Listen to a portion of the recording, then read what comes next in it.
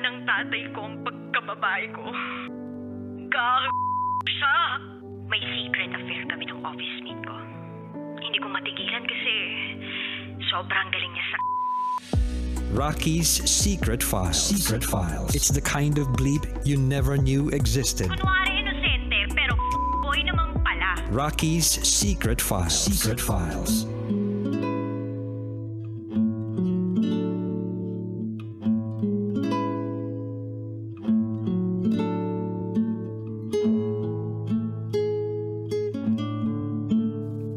And we're back.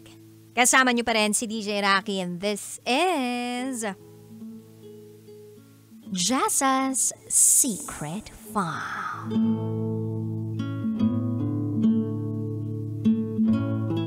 Si Jessa na naibigay ang sarili sa isang lalaking ikakasal na pala.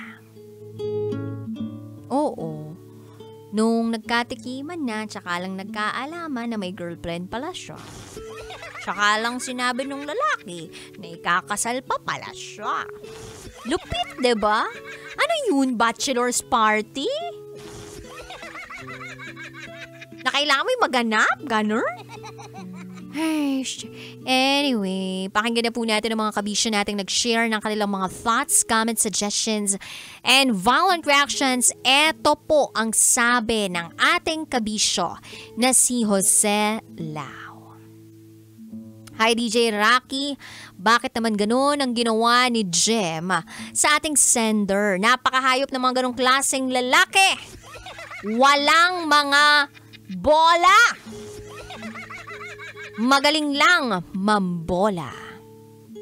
Sana ay gumaling ka na at maghilom ka sa sakit na naidulot sa iyo ng iyong nakaraan. Thank you. Ito pa sabi ni J.R. Legaspi. Hayaan mo ng lalaking yun, walang kwenta yun. Kay Mac humawan ka na lang mapagmahala na batang kongre grab driver. Talaga ba, mapagmahal ang mga batang kongre grab drivers?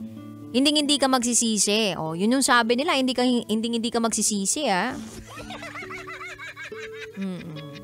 Ito pa sabi ni JP. Condolences sender. Pero siguro, ngayon, mas gumaan na ang nararamdaman mo dahil nailabas mo na at naikwenta mo na. Malaking tulong yun para kahit papano'y mapagaan ang bigat sa puso mo. Pupunta ka na ng Canada, doon ka na magsimula uli ng bagong yugto ng iyong buhay. Hanap ka ng bago and don't panic, it's organic. Yun lamang po, ma'am. Happy Thursday. Ingat po pag-uwi. Ito pa sabi ng ating kabisya na si Pau. Kahit sa ibang tao na nakakaranas ng same with the letter sender at sa ating letter sender, ito lang ang masasabi ko. Get to know ng malala ang tao para hindi ka ma-shock sa huli at malaman mo ang kanyang target. Pag-greet naman po, currently working here sa Candelaria, Quezon Province. And if pwede, DJ Rocky, magre-request ako ng kanta. I-request niyo yung kanta nyo sa aming playlister. Anyway, ito naman sabi ng ating kabisyo na si Max Steven. Nagka-problema ka tuloy ate dahil kumati ka rin. Shout out naman po sa JCR Company Boss M2 Sir Danny, Mervin, Raymond, Fred, Vince, Sir Ed. Maraming salamat po. Ito pa sabi ng ating kabisyo na si Tammy. Tammy, pasok! Dapat move on na lang siya para okay na yun. Blessing pa rin naman yung nangyari sa kanya pero masakit lang kasi dahil sa stress na wala yung baby niya. Kaya move on na lang, Jessa. Kayang-kaya mo yan. And find a true man who will love you.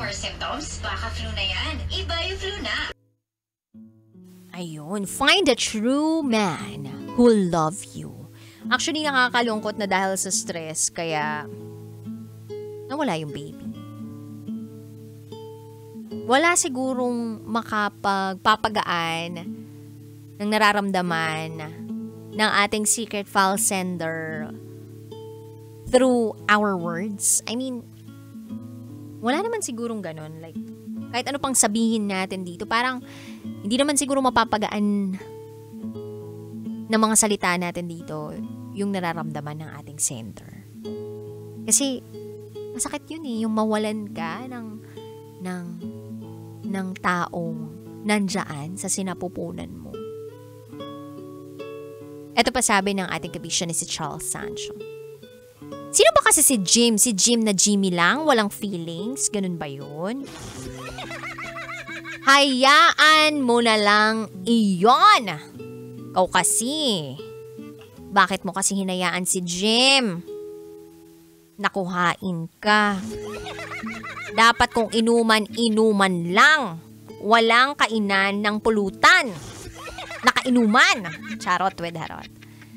Jimmy means keme lang yarn. Charot with harot.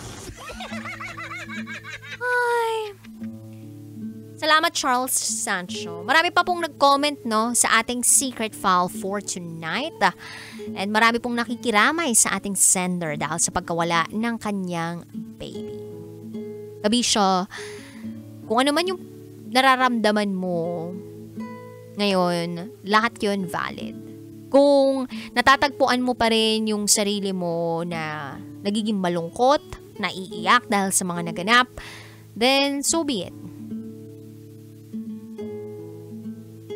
Kahit na may mga sakit, pait, galit, hinanakit, na idinulot ang ibang tao sa buhay natin. Huwag nating hayaan itong taong nakapanakit sa atin na mamuno sa atin. Alam mo, na-realize ko na kung ano man yung ginagawa ng ibang tao sa atin, hindi naman kasi natin kontrolado yun eh. Nagiging mabuting tao lang naman tayo, nag-entertain lang naman tayo. Alam mo yun, baga, ginagawa lang din naman natin kung ano yung ginagawa ng normal na tao. And, yun, may control tayo. Yung sarili nating aksyon, desisyon sa buhay, may control tayo doon. Pero yung hindi natin nakokontrol, yung mga tao sa paligid natin eh. Kung ano yung gagawin nila sa atin, kung ano yung sasabihin nila sa atin. Pero alam mo kung ano yung kaya mong kontrolin. Kung ano yung dapat mo lang tinatanggap. O hindi tinatanggap. Yun, dun ka may control. How you respond to other people's actions and decisions towards you. Yun yung mga bagay na hindi mo kayang kontrolin. Pero yung ikaw, desisyon mo, action, kaya mong kontrolin. So do not let people control you. Huwag mo silang hayaan na mamuno sa kung anong dapat maramdaman mo.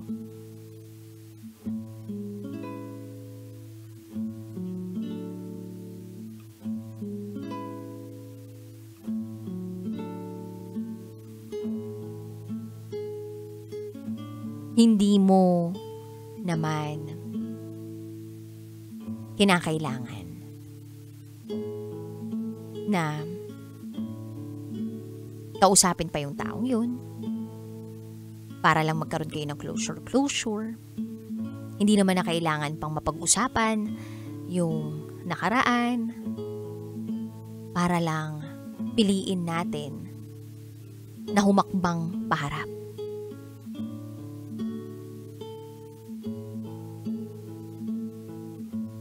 You have the power to change your destiny. Guided by God.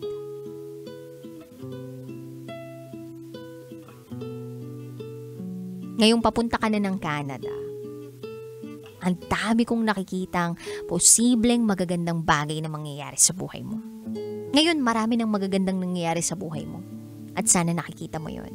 Meron kang support system, nandyan ang nanay mo, nandyan ang pamilya mo, na imbes na pagalitan ka, kamo, hindi ka na pinagalitan dahil naawa sa iyo. Ganun naman ang pamilya. Ang tunay na nagmamalasakit at nagmamahal na pamilya, Pag nagkamali ka, oo, pagsasabihan ka, magagalit sa'yo, pero tatanggapin ka pa rin. Yayakapin ka pa rin.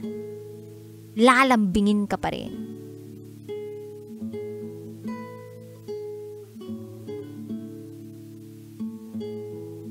So yan, ang isa sa mga blessing ng buhay mo. And yung nangyari sa'yo, sa nakaraan mo kay Jem, that is a lesson. Lesson na pwede mong baunin habang humahakbang ka paharap.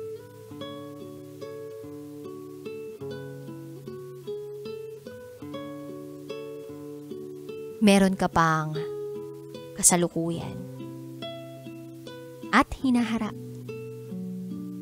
Alam mo ko nung English ng kasalukuyan, yung ngayon, pwedeng now, pero ang synonym nun, present. And the reason why it is called present, because it's a present. It's a gift. O, inimbento ko lang po yun. Narinig ko lang yun actually. Kaya meron kang ngayon dahil ito ay regalo sa iyo. Hindi kita sisisihin sa mga naging desisyon mo, wala kang kaalam-alam, but that should be a lesson. So humayo ka, sis, at magpaka babaeng malandi. Charot. Okay din naman mag-Canada, diba? Pag nag-Canada ka, naku, daming mga health benefits dyan. Ang ganda ng healthcare system dyan. At bukod doon, diba? Parang halos lahat yata ng mga kinakailangan na gastusin ng isang tao, simpleng mamamayan. Doon, gobyerno ang sumasagot. Kumusta naman dito sa Pilipinas, diba? Yung tipong iiyak ka na lang ng dugo, papawisan ka na lang lahat-lahat, diba? Napagod ka na lahat-lahat, tapos babawasan ka pa. May kaltas pa sa'yo na kung ano-ano. Ay, nakaka-stress. Kaya nga, medyo maganda-ganda din yung lagay mo dyan. Sana all, charot. No, darot. Anyway, kabisyo. If you wanna share your secrets, share it to me, rocketera@gmail.com. I gotta say, PRB is a bathroom break. You're still with me, DJ Rocky. And susunod na po ang programang Top Secrets. Dito lamang yan sa 90.7 Love Radio. Kailangan pa bang i-memorize yan? Basic. This is Jessa's Secret Fun.